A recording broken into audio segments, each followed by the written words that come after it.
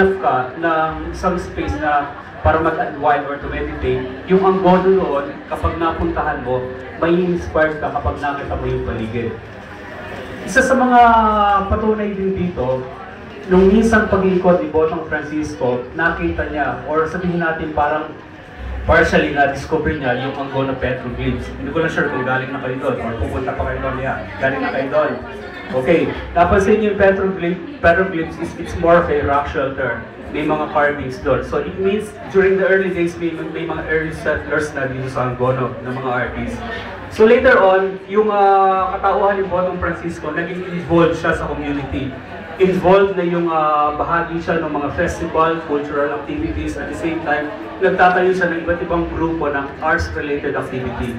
Ibig sabihin nito, merong musikero, merong pintor, merong taga-teatro, halo-halo siya. Pero hindi niya alam yung ginagawa niya iyon, it's all about arts. Now, nagkaroon siya ng mga apprentice, nagkaroon ng tinatawag na School of Botong Francisco.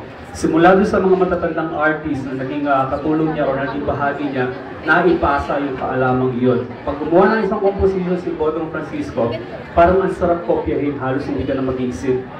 So dito lumitaw yung isang nakatawa ni Mang Tito sa Blanco family. And then later on, nag-transpose na yung kanilang mga trabaho. Nag-iba na yung estilo. Pero basically, yung composition, yung idea, kung paano ginawa painting, nandun pa rin siya.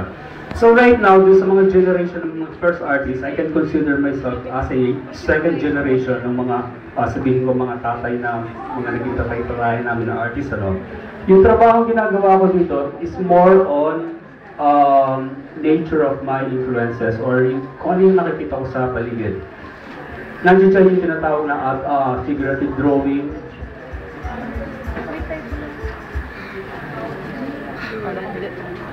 watercolor painting, oil painting, acrylic painting, and later on, magtataka kayo bakit may mga musical instrument dito. Tumutugtog din ako, may banda rin ako before, nag-play ako during the 80s. Sino pinanganak dito ng 80s? Wala pa. Okay, so yung formation ng musical, Led Zeppelin, AC/DC, yung mga ganun, Deep Purple. But right now, I'm doing some new age music. Yun na yung mga composition na ginagawa ko. So kung makapansin nyo sa bahagi nito, itong area na ito, I call this park dance sketches. Lahat ng ito, mga dancers to sa Ballet Philippines, sa Cultural Center of the Philippines. Hindi ako nagsasayaw, but I do musical scoring for their performances. Kung makikita nyo, meron integration ng figurative drawing dito, realism yan. Pero yung backdrop, more on cubism. And then dito sa part na ito, actually si Jackie Forster nag-post siya sa akin para sa isang pelikula na ginamit doon sa Regal Films. Intentionally, hindi ko na siya kinapos kasi bahagi ng film. At the same time, kung makikita nyo, yung picture natin dito, it's a body painting composition. Si Gabby Concepcion yun, tsaka si Carlos Estrada under the direction of Maradol Reyes. So anyway, isa lang ito sa mga bagay ginagawa ko. While doing this figurative drawing, may times na yung I'm also doing watercolor paintings. Kung makikita nyo nandito sa baba, yung mga series ko sa mga batang kalye, ito yung mga recent work na ginagawa ko. And at the same time, kapag minsan kasi ang artist dumating doon sa point na na-drain siya, minsan napapagod din, nag-iiba ako ng subject matter. Now, dominant ngayon, at this point in time, meron kayong mga abstract painting na nakikita sa paligid nyo. Ito yung mga trabaho ko after doing some diving before. So, as part of my art therapy, minsan sumisid ako sa ilalim ng tubig to release those extra baggages and stress. Akala ko, marerelax na ako.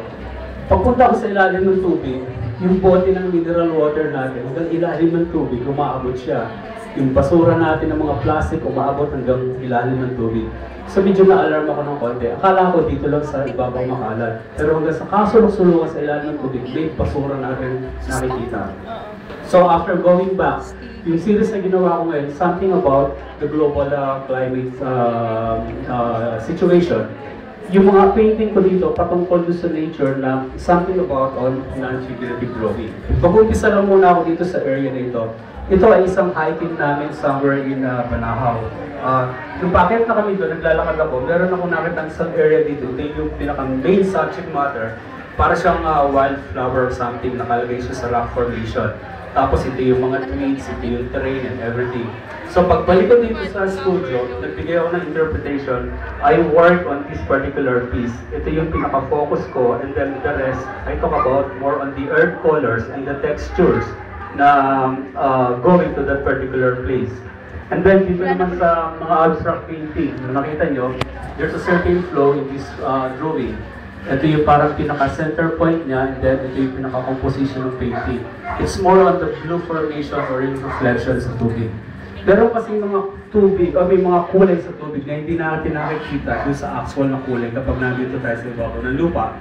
So, ito yung pagkatinamaan ng araw yung tubig, yung blue niya alanganin blue, yung orange niya alanganin dilaw.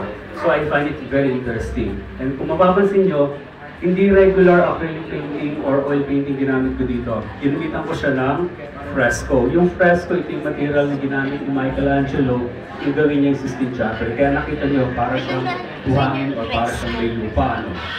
Pero ginamitan ko na siya ng certain na pigment para mag-hold tight siya. Ibig sabihin, hindi siya mag-chip off kasi ayos siyang mabuti at kumapit siya sa canvas. Yung medium na ginamit ko dito ay acrylic painting.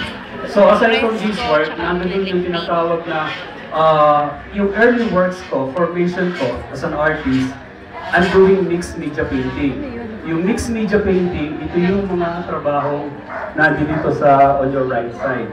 Ito yung mga particularly itong isang ito yung trabaho napaka-importante sa akin way back 1987. Nagkaroon ng painting contest dito sa Pilipinas, and I'm sure, sino familiar sa inyo sa EDSA 1, 1986? Ano yun? Okay, so that time, yun yung time ni President Marcos. Nabutan nyo na yun, di ba? Pero part ng history, alam niyo kung ano yung situation na yun. So, President Marcos, tinalo siya ni Cory Aquino. So, yun yung transition ng Marcos to Aquino government.